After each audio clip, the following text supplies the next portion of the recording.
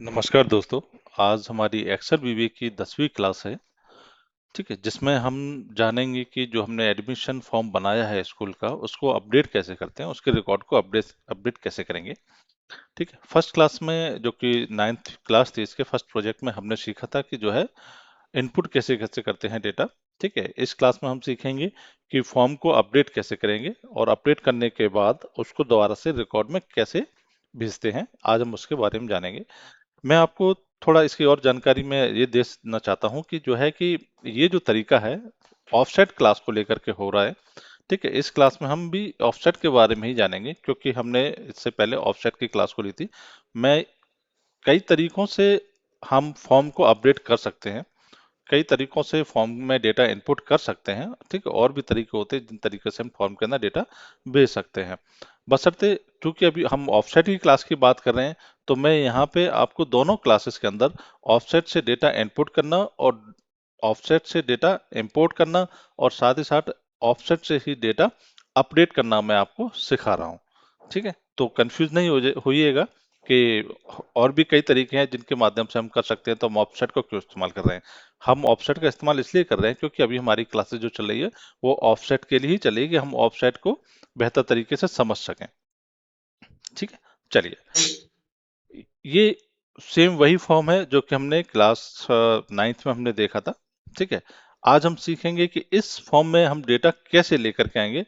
ठीक है, ये हमारा रिकॉर्ड एरिया है जहाँ पे हमारा रिकॉर्ड होता है। ठीक है, अब यहाँ पे जो फॉर्म हमने दिया हुआ है, हम चाहते हैं कि रिकॉर्ड से जो डेटा बना हुआ है, इसमें जो डेटा एडिड है, उस एडिड डेटा को हम फॉर्म के अंदर कैसे लाएंगे। और जब फॉर्म के अंदर लेके आ जाएंगे तो हम चाहते हैं कि सिर्फ इसमें सारी फील्ड हमें अपडेट करने की आवश्यकता नहीं है। हमारा नेम अपडेट करने की आवश्यकता नहीं है, last name, first father name. ठीक है, ये अपडेट करने की आवश्यकता नहीं है। स्टूडेंट का क्या क्या अपडेट हो सकता है, ज्यादा से ज्यादा स्टूडेंट का एड्रेस अपडेट होगा, क्लास अपडेट होगी।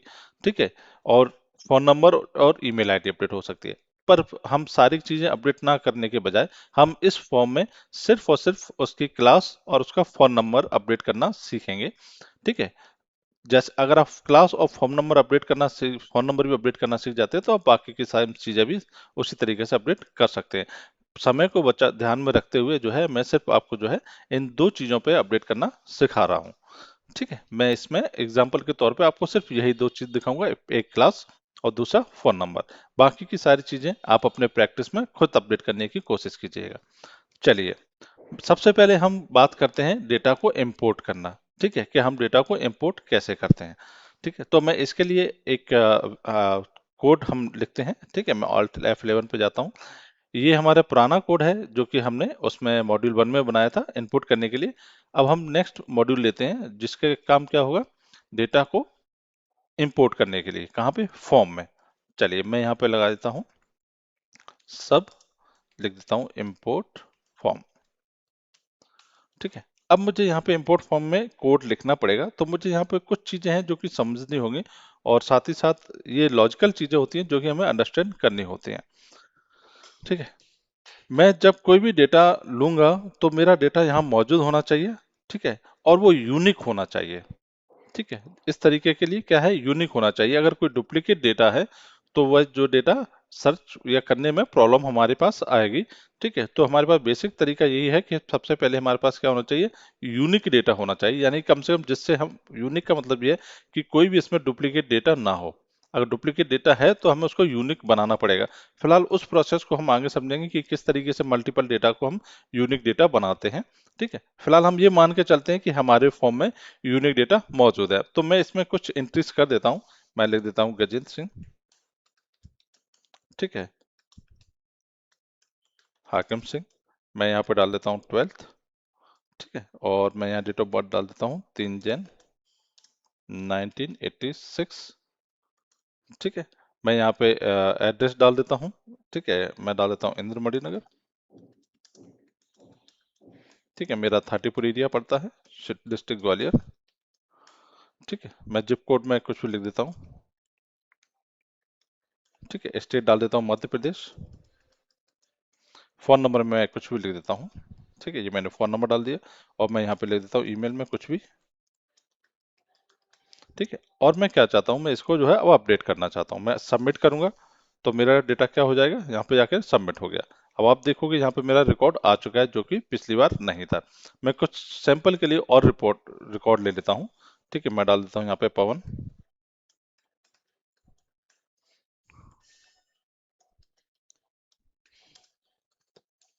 देवेंद्र सिंह। ठीक है, मैं इसको डाल देता हूँ 10th क्लास में है। ठीक है, इनकी डेट ऑफ बर्थ डाल देता हूँ मैं 3 जन 1990। ठीक है, एड्रेस डाल देता हूँ मैं मुरार कुछ भी डाल देते हैं हम, XYZ। मैं डाल देता हूँ रठिनपुरा। ठीक है, सिटी डाल देता हूँ गोहद। डिस्ट्रिक्ट डाल देता हूँ भिंड। ठीक है, जिप कोड डाल देता हूँ 474। ठीक है, कुछ भी डाल देते हैं। ठीक है। ठीक है, मैं यहाँ पे फ़ोन नंबर डाल देता हूँ, कुछ भी XYZ। और यहाँ ले लेता हूँ pawan@gmail.com। ठीक है, लास्ट क्लास की तरह भी मैं यहाँ पे आपको डिस्क्लेमर देता हूँ कि इसमें जो भी नाम एड्रेस यूज किए जा रहे हैं, ठीक है, वो मात्र एक संयोग होगा अगर उनके किसी व्यक्ति के साथ अगर इसका संबंध जुड़ता है तो। ठीक है, चलिए मैं सबमिट करता हूँ इसको। मैं यहाँ पे किसी और का भी नाम ले लेता हूँ। मैं लेता हूँ मुकेश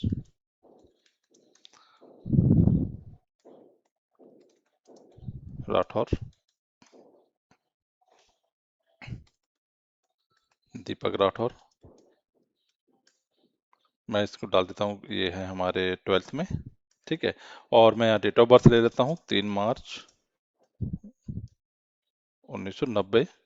और स्टेट में डाल देता हूँ कुछ भी, मैं डाल देता हूँ थाटीपुर ग्वालियर। थाटीपुर। ठीक है, और सिटी भी इनकी डाल देता हूँ थाटीपुर। और डिस्ट्रिक्ट भी डाल देता हूँ ग्वालियर। और जिप को डाल देता हूँ 474006। और स्टेट डाल देता हूँ मध्य प्रदेश। ठीक, मैं फ़ोन नंबर डाल देता हूँ 12345। ठीक है, और यहाँ पे डाल देता हूँ mukesh@gmail.com। चलिए मैं क्या करता हूँ, इसको सबमिट कर देता हूँ। ठीक है, अब मैं इसको सबमिट किया, मैंने देखा यहाँ पे मेरे 3 रिकॉर्ड आ चुके हैं। ठीक है, एक गजेंद्र के नाम से, एक पवन के नाम से, एक मुकेश के नाम से। मैं इसमें एक रिकॉर्ड और मैं इनपुट कर लेता हूँ। मैं लिख देता हूँ सुजीत कुमार। ठीक है, अरविंद कुमार 10th 5 जन 1992। ठीक है, मैं ले देता हूँ गल्लर कोठा मुरार 34 डाल लेता हूँ। ग्वालियर जिप कोड डाल देता हूँ, कुछ भी डाल देते हैं जिप कोड फिलहाल। मध्य प्रदेश। ठीक है, मैं यहाँ पर डाल देता हूँ नंबर। ठीक है, और मैं यहाँ पे लिख देता हूँ sujeet@gmail.com। ठीक है, तो ये हम मेरा रिकॉर्ड, हमने 4 रिकॉर्ड इसमें डाल दिए हैं सैंपल के तौर पे। ठीक है, अब हम जानेंगे इनके बारे में कि इनको हम इनपुट कैसे करते हैं। ठीक है, तो मैं यहाँ एक फॉर्म बनाता हूँ। मैं चाहता हूँ कि मेरा जो फर्स्ट नेम है, फर्स्ट नेम मेरा क्या है, ये है, ये मेरा यूनिक होना चाहिए। ठीक है, मैं फर्स्ट नेम में जाता हूँ और यहाँ पे क्या करता हूँ, फर्स्ट नेम को सर्च कराता हूँ। ठीक है, तो सर्च करने का क्या तरीका होता है, हम फाइंड कराएंगे इसको। ठीक है, तो उसके लिए मैं यहाँ पे क्या करता हूँ, मैं एक बटन ले लेता हूँ। मैं चाहता हूँ सर्च यहाँ पे आए और साथ ही साथ इसका जो है बटन तैयार हो जाए। बटन से जो है मैं इसको सर्च करा सकूँ डेटा को। चलिए मैं यहाँ पे ले लेता हूँ और मैं यहाँ पे डाल देता हूँ, इसको ले देता हूँ सर्च या फाइंड, सर्च कर देते हैं। सर्च किया मैंने।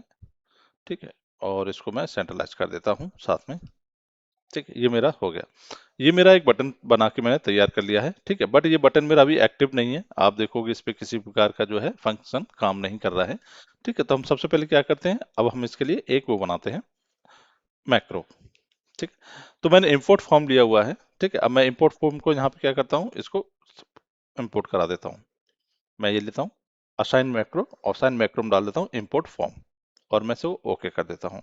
ठीक है, अब मैं यहाँ पे जो भी लिखूंगा वो यहाँ पे कोड इससे रन करने के लिए होगा।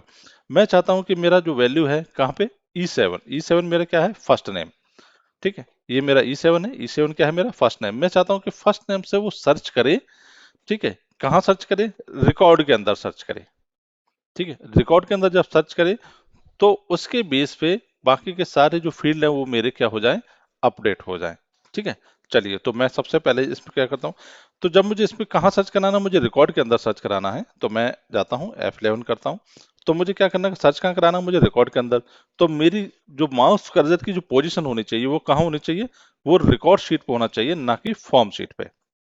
ठीक है, फॉर्म पे तो हम क्या लेंगे, यहाँ से वैल्यू लेंगे, कहाँ लेंगे, रिकॉर्ड के अंदर, कि वो सर्च करके रिकॉर्ड के अंदर सर्च करे। ठीक है, तो मैं कहाँ जाऊंगा, सबसे पहले मेरा फर्स्ट स्टेप क्या होगा, उस शीट में जाना जहां पे मुझे रिकॉर्ड सर्च करना है।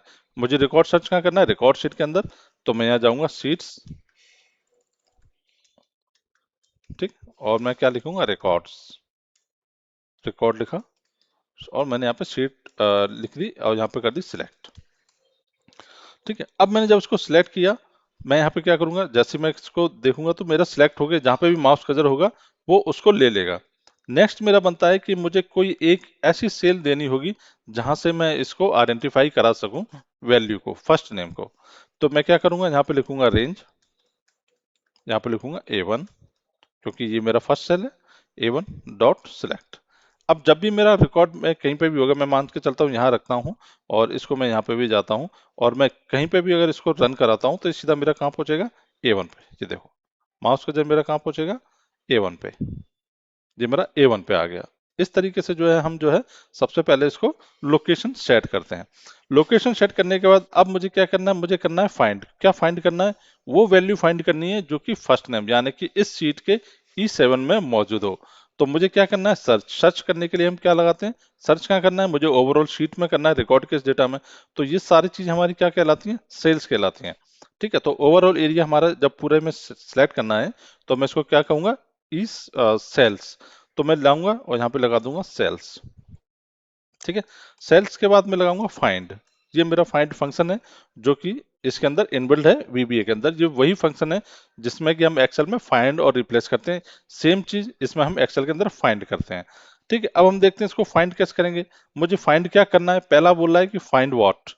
आपको क्या फाइंड करना, मुझे फाइंड क्या करना है, वो वैल्यू फाइंड करनी है जो कहाँ मौजूद हो, फर्स्ट नेम स्टूडेंट के में, यानी कि E7 में जो वैल्यू मौजूद हो, मुझे उसको सर्च कराना है। तो मैं क्या करूंगा, मैं लिखूंगा यहाँ पे शीट,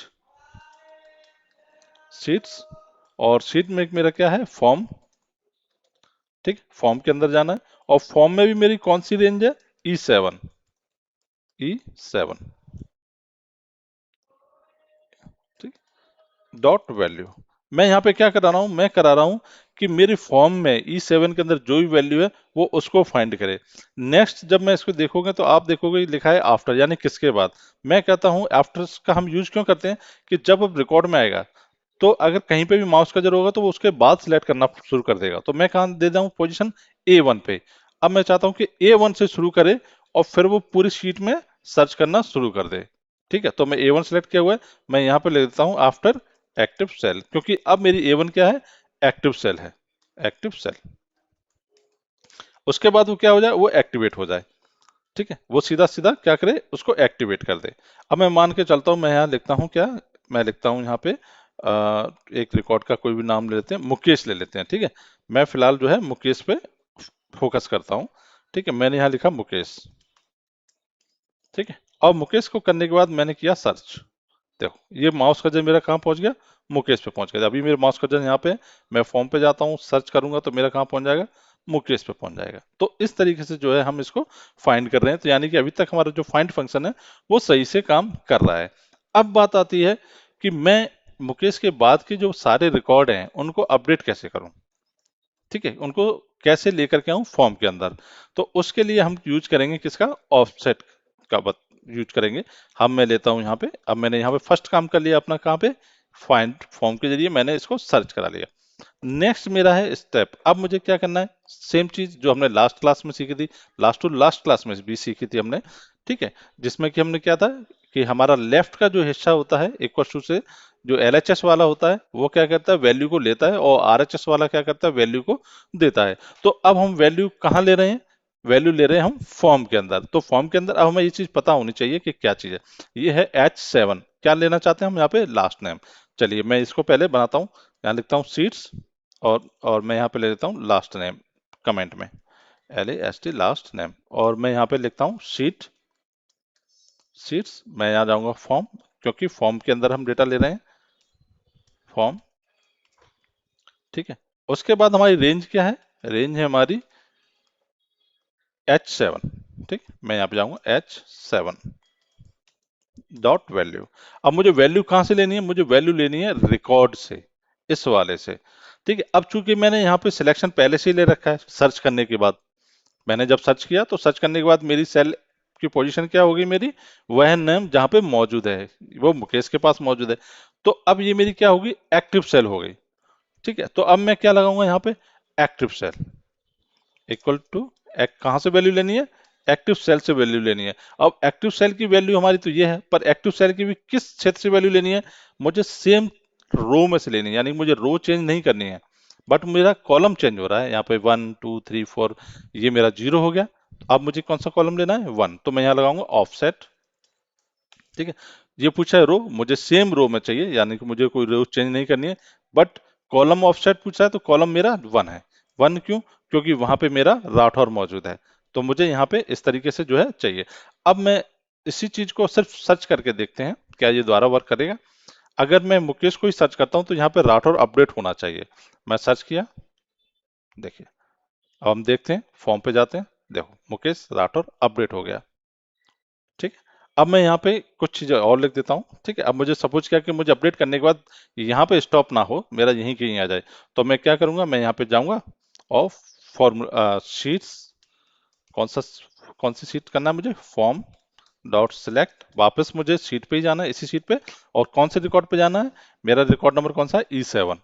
मैं यहाँ पे लिख देता हूँ रेंज E7 डॉट सिलेक्ट। अब जब भी मेरा अपडेट होगा तो वापस लौट के कहाँ आ जाएगा? यहाँ आ जाएगा। अब मैं यहाँ पे गजेंद्र लिखता हूँ तो आप देखोगे गजेंद्र का जो है डेटा चेंज हो जाएगा। मैं सर्च करूंगा, ये देखिए गजेंद्र सिंह कर दिया उसने। ठीक है, वो वहां गया, वहां से लौट के आ गया। अब हम क्या करेंगे? बाकी के फील्ड्स को क्या कर लेंगे? अपडेट कर लेंगे। अब मैं यहाँ पे जाता हूँ, ठीक है, मैं आता हूँ, सबसे पहले कॉपी किया और इन सबको जो है पेस्ट कर लेता हूँ। ठीक है, पहला मेरा लास्ट नेम, लास्ट नेम के बाद मेरा क्या है? फादर का फर्स्ट नेम होना चाहिए, तो मैं यहाँ ले लेता हूँ फादर फर्स्ट नेम। ठीक है, अब फादर फर्स्ट नेम मेरा किस पे है? E10 पे, तो मैं यहाँ पे क्या लिख दूंगा? H7 की जगह E10, E10। ठीक है, अब मेरा यहाँ पे फादर कौन से कॉलम पे है? मैं यहाँ पे चेक करूंगा जाकर रिकॉर्ड में जाकर के, तो मेरा ये मेरा 1 0 1 2, तो मेरा यहाँ पे क्या हो जाएगा? 2। तो अब हम इसको क्रम से बना लेते हैं, 2 कर लेते हैं, इसको कर लेते हैं हम 3, इसको कर लेते हैं हम 4, इसको कर लेते हैं हम 5। ठीक है, 5, बाद में हम इसको अपडेट कर देंगे, पहले इनको रिकॉर्ड को चेंज कर लेते हैं। 5, ये हमारा 6 हो जाएगा, ये 7, ये 8, ये 9, ये 10, ये 11, ये 12। ठीक है, तो इस तरीके से हम इसको चेंज कर लेते हैं। यहाँ पे कर लेते हैं 6, यहाँ पे कर लेते हैं 7, यहाँ पे कर लेते हैं 8, सॉरी यहाँ पे 6, ये रहा 8, 8, यहाँ पे हम करते हैं 9, यहाँ पे करते हैं हम 10, यहाँ हम करते हैं 11, यहाँ हम करते हैं 12। क्यों? क्योंकि टोटल हमारे कितने रिकॉर्ड हैं? 13 रिकॉर्ड्स हैं। ठीक है, अब चूंकि हम 13 क्यों नहीं ले रहे हैं? क्योंकि एक रिकॉर्ड तो हमारे फर्स्ट नेम से है, तो हम उसमें कोई चेंजेस या अपडेट नहीं कर रहे हैं, क्योंकि वही हमारे यूनिक आईडी है जिससे हम उसको जो है सर्च करा रहे हैं। ठीक है, तो हमारे पास कितने हो गए टोटल? 12 हो गए। अब हम इनका जो है चेंज करते चलते हैं। हमारा फर्स्ट फादर नेम हो गया, यहाँ पे लिखते हैं फादर लास्ट नेम। ठीक है, अब फादर लास्ट नेम हमारा किस में आ रहा है? यहाँ पे हम चेक कर लेते हैं, फॉर्म के अंदर जाएंगे, फादर लास्ट नेम हमारा कितना है? H10 में, तो हम यहाँ पे क्या कर देंगे? H10 कर देंगे। उसके बाद हमारा क्या आएगा? क्लास, तो हम यहाँ पे डाल देते हैं क्लास। ठीक है, और ये कौन से सेल पे हमारा? E12, तो हम यहाँ क्या कर देंगे? चेंज कर देंगे E12। ठीक है, उसके बाद क्या है हमारा? डेट ऑफ बर्थ, तो डेट ऑफ बर्थ हमारा क्या है? DOB, हम DOB ले लेते हैं यहाँ पे। और DOB हमारा किस सेल में है? E14 पे, तो यहाँ पे हम क्या लिख देंगे? E14। मैं ये वाली फाइल जो है डिस्क्रिप्शन में डाल दूंगा, आप वहां से जो है इसको डाउनलोड करके इस पर प्रैक्टिस कर सकते हैं। ठीक है, नेक्स्ट मेरा क्या है? एड्रेस। ठीक है, मैं यहाँ डालता हूँ E14 के बाद यहाँ डाल देता हूँ एड्रेस। ठीक है, एड्रेस का मेरा सेल क्या है? एड्रेस का सेल है मेरा E17, तो मैं यहाँ क्या करूँगा E17 लगा दूंगा। ठीक है, लास्ट नेम पे हम जाते हैं, सॉरी नेक्स्ट वाले पे जाते हैं। एड्रेस के बाद क्या है, एड्रेस के बाद हमारा सिटी, तो मैं यहाँ डाल देता हूँ सिटी। ठीक है, सिटी हमारे किस सेल में है, E20 पे, तो मैं यहाँ पे डालूंगा E20। इस वर्ड से तो डर लगने लगा है क्योंकि ये पेट्रोल में जो आने लगा है। ठीक है, E20 हमने ये किया है। अब उसके बाद डिस्ट्रिक्ट में जाते हैं, डिस्ट्रिक्ट में हमारे क्या है, H20। ठीक है, चलिए हम इसको चेंज करते हैं H20 और यहाँ लिखते हैं डिस्ट्रिक्ट। ठीक है, H20 डिस्ट्रिक्ट के बाद क्या होता है, जिप कोड E23। ये क्या है हमारा जिप कोड, यहाँ पे क्या है E23, E23। ठीक है, नेक्स्ट हमारा क्या है, स्टेट। ठीक है, हम यहाँ पे जाएंगे और इसको चेंज कर देंगे, स्टेट लिख देंगे, स्टेट। और स्टेट हमारा किस सेल में है, ये है H23, H23। ठीक, नेक्स्ट हमारा क्या है, फोन नंबर। ठीक, हम जहाँ जाएंगे फोन नंबर लिखेंगे, फोन नंबर। और किसमें है हमारा E25 में, E25। नेक्स्ट हमारा क्या है, ईमेल एड्रेस। हम जाएंगे ईमेल एड्रेस में, ईमेल आईडी हमने लिखा यहाँ पे। और ईमेल आईडी हमारी कहाँ पर है, E27 में। ठीक है, यहाँ हम क्या कर देंगे, E27। ये हमारा फॉर्म अपडेट करने का प्रोसेस पूरा हो गया। हम एक बार इसको चेक कर लेते हैं कहीं कोई गलती तो नहीं है। ठीक है, इसको रन करते हैं। ठीक, चलिए रन हम कैसे करेंगे, यहाँ पे अभी गजेंद्र सिंह के लिखा हुआ है, मैं इस पर सर्च करूंगा तो देखो कि सारा डेटा आना चाहिए। देखो गजेंद्र सिंह आ गया, पिताजी का नाम आ गया, क्लास आ गई, डेट ऑफ बर्थ आ गई, एड्रेस आ गया, जिप कोड आ गया, फोन नंबर आ गया, ईमेल आईडी आ गई। इसका मतलब ये है कि हमारा जो कोड है वो सही से वर्क कर रहा है। अगर मैं यहाँ पे लिखता हूँ मुकेश, ठीक है, तो मुकेश के अकॉर्डिंग चेंज हो जाएगा। जब मैं मुकेश लिखूंगा, सर्च करूंगा, तो देखो मुकेश राठौर, दीपक राठौर, 12th, उसकी date of birth, area 34, location और उसका फोन नंबर। ठीक है, तो इस तरीके से क्या किया हमने, इसको जो है सर्च करा लिया। चलो एक टास्क तो हमारा कंप्लीट हुआ कि हमें क्या करना है, इसको सर्च करना है। ठीक है, सर्च करने वाला हमारा टास्क पूरा हो गया। ठीक है, अब मुझे बात करनी है क्या, इसको अपडेट करने की, कि मुझे इसको अपडेट करना है। तो अपडेट करने के लिए हम क्या करेंगे, चलिए मैं इस पे जाता हूँ और सेम एक और मॉड्यूल लेता हूँ जिस पे लिखता हूँ अपडेट।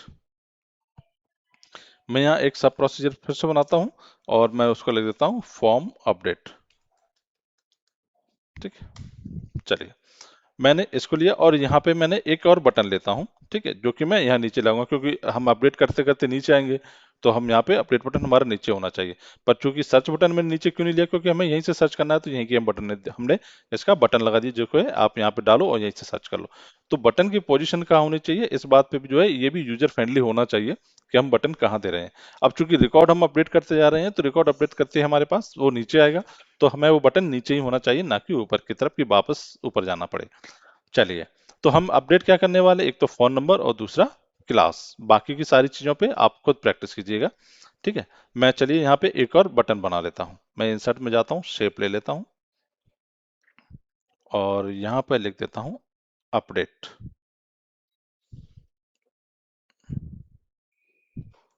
अपडेट, मैं इसको सेंट्रलाइज कर देता हूँ। ठीक है, ये हमारा सबमिट हो गया, ये हमारा अपडेट हो गया। अभी इस पर कोई भी मैक्रो असाइन नहीं है, पर हम इसको मैक्रो असाइन कर देते हैं। असाइन मैक्रो, और क्या लिखा है हमने, अपडेट, फॉर्म अपडेट। ठीक है, ये हमने लिया फॉर्म अपडेट, इसको असाइन कर दिया। ठीक है, चलिए अब हम जाते हैं कोड पे। कोडिंग में हमें क्या करना होता है, सिंपल सी इसमें कुछ और ज्यादा करने के लिए हमारे पास नहीं है। सिर्फ और सिर्फ दो चीजें इसमें हमें करनी होंगी। पहली चीज, हमें उस रिकॉर्ड को फाइंड करना होगा और साथ ही साथ उस रिकॉर्ड के ऑफसेट वैल्यू पे जाकर के हमें उसको अपडेट करना होगा। चलिए, तो हम यहाँ से कुछ चीजें कॉपी कर लेते हैं। एक चीज जो कि हमने, सेम चीज, ये हम प्रोसेस हमें फॉलो करनी ही होगी। मैं जाता हूँ, इसको कॉपी कर लेता हूँ, तो टाइम बचाने के लिए मैं इसको कॉपी कर लेता हूँ। ठीक है, नेक्स्ट मेरा है, जब मैं कॉपी करूँ तो मेरा रिकॉर्ड्स जो है मैनेज होके फॉर्म में वहीं की वहीं आ जाए। ठीक है, अब मैं जाता हूँ, इसको शुरू करता हूँ। ठीक है, सबसे पहला चीज क्या मुझे अपडेट करनी है, क्लास अपडेट करनी है, तो मैं यहाँ पे लिख देता हूँ क्लास। ठीक है, और मैं यहाँ पे ले लेता हूँ। अब सेम चीज जो हमने वहां की थी वही सेम चीज हम इसको रिवर्स में करेंगे। कैसे?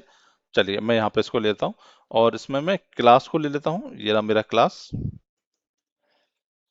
ठीक है, और मैं इसको पेस्ट कर देता हूँ। नेक्स्ट मेरा क्या था? Phone number. तो मैं यहाँ पे फोन नंबर ले लेता हूँ, ये मेरा फोन नंबर है। ठीक है, मैं ये कॉपी क्यों कर रहा हूँ मैं भी बताता हूँ आपको।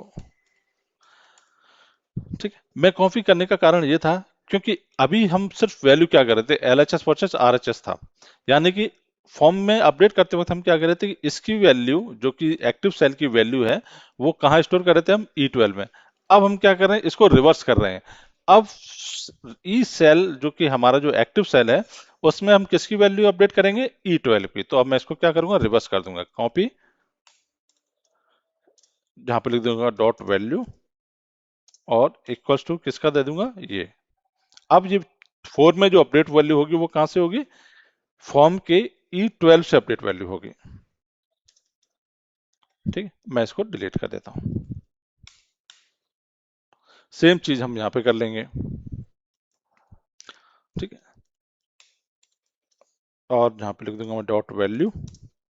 ठीक है, और यहाँ पे सीट्स वही कॉपी कर लेते हैं, फॉर्म डॉट रेंज। रेंज कौन सी है हमारी, E25 डॉट E25। ओके, हमने इसको उसमें नहीं लगाया इन्वर्टेड में, तो हम इसका इन्वर्टेड लगा देते हैं। एक सेकेंड, कहाँ एरर हो रहा है, शीट्स। ओके, फॉर्म भी हमने इन्वर्टेड में नहीं लगाया था। चलिए, ठीक है, ये हमने किया। इसको अब हम डिलीट कर देते हैं। अब थोड़ा इसको शायद कहीं कंफ्यूजन हो तो मैं इसको अगर फिर से समझा देता हूँ। देखो, लास्ट में हम जब फॉर्म में इनपुट कर रहे थे तो हम क्या कर रहे थे, डेटा हम कहाँ से ले रहे थे, डेटा हम ले रहे थे एक्टिव सेल से। ठीक है, यानी कि फॉर्म की एक्टिव सेल, यानी कि यहाँ से एक्टिव सेल हमारी ये थी और यहाँ के बाद से जो किस कॉलम से ले रहे थे हम, 11th कॉलम से, जो कि हमारा ये वाला है। ठीक है, हमने 11th कॉलम से जो है इसका वो ले रहे थे फोन नंबर, ये इसका फोन नंबर अपडेट था। अब चूंकि मैं क्या क्या चाह रहा हूं कि अब सेम चीज हम इसको रिवर्स क्यों कर रहे हैं कि अपडेट क्या हो, मेरा फोन नंबर अपडेट हो, पर अपडेट कहां से हो, वो फॉर्म फॉर्म के E25 से अपडेट हो। ठीक है, तो यहां से अपडेट हो, पर अब अपडेट क्या हो, रिकॉर्ड अपडेट हो। पहले हम क्या कर रहे थे, फॉर्म के अंदर डेटा ले रहे थे, तो वो डेटा कहां से आ रहा था, कॉलम नंबर इससे, जो कि फॉर्म नेम है और जो फोन नंबर है, और ये हमारा फॉर्म कहाँ पे अपडेट हो रहा था। अब हम क्या चाहते हैं कि अब ये फॉर्म अपडेट हो, पर कहाँ से अपडेट हो, इस फॉर्म के इस वाले सेल से अपडेट हो, E25 से। वही सेम चीज हम यहाँ पे रिवर्स कर रहे हैं। ठीक है, तो हमने क्या किया, E11, यानी कि ऑफसेट के बाद हमने कॉलम 11 लिया है, जो कि हमारा क्या है, ये है कॉलम 11। और जो कि अपडेट कहाँ से करना है हमें, E25 से, जो कि हमारा फॉर्म E25 है। ठीक है, अब मैं इसको लूंगा, मैं इसको कर देता हूँ चेंज। ठीक है, चलिए देखते हैं ये वर्क कर रहा है कि नहीं कर रहा है। अभी देखते हैं, अभी हमारा फोन नंबर का रिकॉर्ड क्या है, यहाँ पे रिकॉर्ड है 12345। मैं इसको करता हूँ 4 टाइम्स 6। ठीक है, मैं इसको करता हूँ 4 टाइम्स 6। 4 टाइम्स 6 का है मेरा, ये कर देता हूँ मैं। 1 2 3 4 5, ठीक है, 6। 4 टाइम्स 6 किया, मुझे यहाँ पे 12th की जगह, अब मैंने 12th पास कर ली इसने, मैं इसको कर देता हूँ ग्रेजुएट। ग्रेजुएट, ठीक है। अब मैं यहाँ पे देखता हूँ अभी क्या चीज़ है, अभी मेरे रिकॉर्ड में क्या है, मुकेश। मुकेश 12th में है और ये इसका फोन नंबर है। पर अब चाहते हैं कि इसका रिकॉर्ड अपडेट हो जाए, तो मैं जाऊंगा फॉर्म में और ये मैंने यहाँ पे अपडेट कर दिया, लिख दिया, चेंजेस कर दिए। और चेंजेस करने के बाद मैं अपडेट करता हूँ। चलिए अब देखते हैं, मैंने मुकेश पे आया, अब देखो आप यहाँ पे क्या लिख के आ गया, ग्रेजुएट। यहाँ पे क्या लिख के आ गया, 4 टाइम्स 6। ठीक है, तो इस तरीके से हम किसी भी रिकॉर्ड को अपडेट कर सकते हैं। पर हम, मैं इतनी चाहता कि ये अपडेट करने के बाद यहाँ पे दिखाई दे, मैं चाहता हूँ अपडेट करने के बाद मेरे पास ये फॉर्म ब्लैंक होकर के आ जाए। ठीक है, तो मैं क्या करूंगा, मैं यहाँ पे जाऊंगा। हमने लास्ट टाइम ब्लैंक का कोड हमने लिखा हुआ है, ये हमारा ब्लैंक का कोड है। हम इसको फिर से सेम ब्लैंक कर देंगे। ठीक है, मैं जाऊंगा F11 करूंगा और रिकॉर्ड में जाता हूँ। ठीक है, यहाँ पे क्या करूंगा, शीट्स, कौन सी शीट पे जाएंगे हम, फॉर्म। फॉर्म को क्या करेंगे, एक्टिवेट, सिलेक्ट करेंगे, सॉरी। ठीक है, सिलेक्ट किया और सिलेक्ट करने के बाद हम इस कोड को डाल देंगे। ठीक है, तो इससे क्या होगा, फॉर्म की ये सारी चीजें वैल्यू अपडेट होने के बाद चेंज हो जाएंगे। अब मैं इसको अपडेट करता हूँ। ठीक है, अपडेट करने के बाद ये सारा फॉर्म ब्लैंक हो गया मेरा। अब सपोज किया कि मैं चाहता हूं कि ये तो ऐसी सिचुएशन थी कि मुझे डेटा इनपुट कर लिया, बट मुझे कोई अपडेट नहीं करना है, कोई चेंजेस नहीं करना है, पर मैं फॉर्म क्लियर कैसे करूंगा? तो उसके लिए भी हम एक बटन और बना लेते हैं।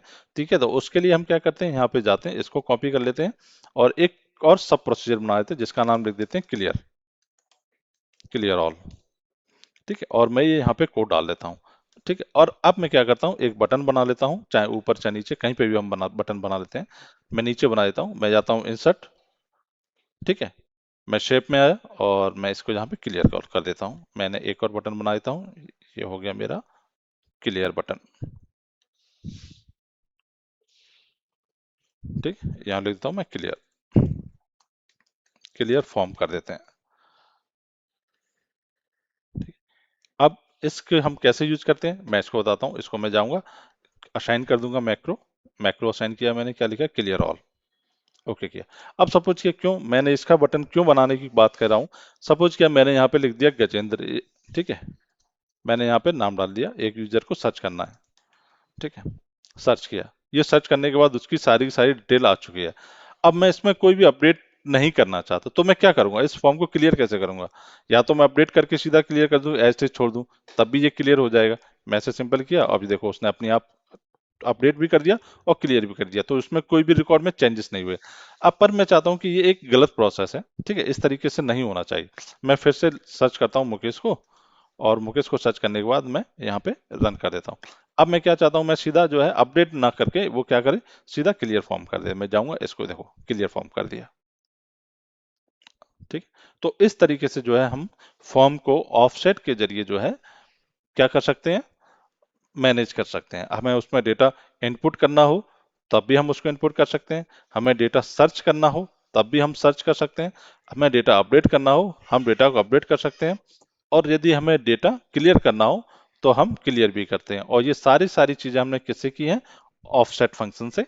ठीक है, हमने सारा सारा किससे किया हुआ है। इसमें जो यूज करने वाली चीजें थी वो हमारी पहले क्या थी, एक तो हमने ऑफसेट फंक्शन का यूज किया है, फाइंड फंक्शन का यूज किया है, और वैल्यू जो कि हम इनपुट करते हैं उस चीज का यूज किया हुआ है। ठीक है, मैं उम्मीद करता हूं कि मेरी इस क्लास की जानकारी आपके लिए पर्याप्त होगी। ठीक है, पर फिर भी मैं एक चीज मैं और आपको बताना चाहता हूं कि हमने सिर्फ और सिर्फ ऑफसेट फंक्शन को समझाने के लिए इस फॉर्म के इस तरीके को हमने इस्तेमाल किया है। आगे चल के आपको और भी तरीके मिलेंगे जहां हम फॉर्म को अपडेट करते हैं, सिलेक्ट कर सकते हैं। ठीक है, यानी कि सेम चीज, डेटा को इंपोर्ट करना, डेटा सेंड करना, डेटा को अपडेट करना, डेटा को क्लियर करना, हम और भी तरीके से सीखेंगे। ठीक है, पर ये एक सबसे इजी तरीका था जो मैंने आपको बताया हुआ है। ठीक है, मैं उम्मीद करता हूँ आपको मेरी ये क्लास समझ में आई होगी। आपको थैंक यू। आज की क्लास में इतना ही, थैंक यू।